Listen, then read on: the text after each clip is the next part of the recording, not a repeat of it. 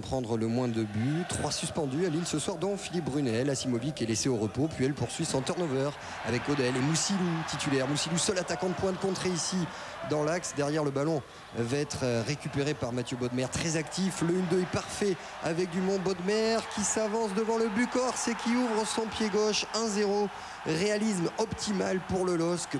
Première attaque et premier but de l'international espoir sur ce très bon service de Dumont. Et derrière, on apprécie la technique en mouvement de l'ancien Canet.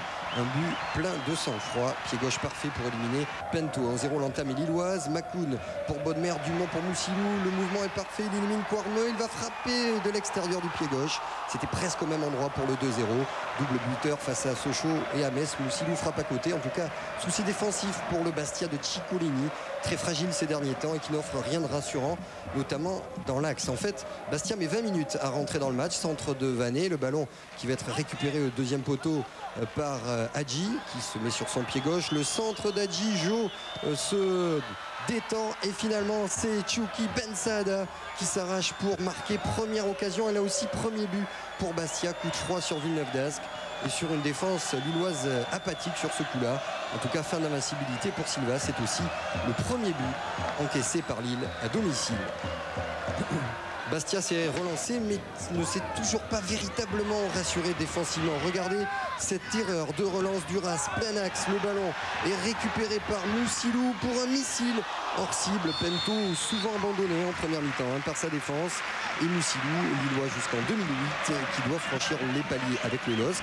C'est le souhait de Puel et des fidèles nordistes qui attendent toujours impatiemment le feu vert pour un nouveau stade. À la pause, Claude Puel fait entrer Geoffrey Dernis pour apporter vitesse et percussion à gauche. En fait, c'est à droite que le danger arrive. Le couloir est libre pour Langrin qui centre pour Bodmer. Regardez l'enchaînement, superbe pied gauche. C'est au-dessus, superbe geste d'un des vrais talents qu'on va découvrir peut-être au plus haut niveau de notre championnat, tout près d'inscrire ici ce qui aurait été l'un des buts de la journée. La domination est lilloise mais sans véritable occasion.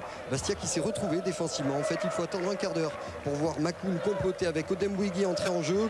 Après, il y a cette frappe prise légèrement extérieure. C'est sans grand danger pour Pento. Mais derrière, regardez toute la rage, l'envie de Puel qui pousse ses hommes à s'arracher pour aller chercher les 3 points. Corner frappé par Dernis, les points de Pento.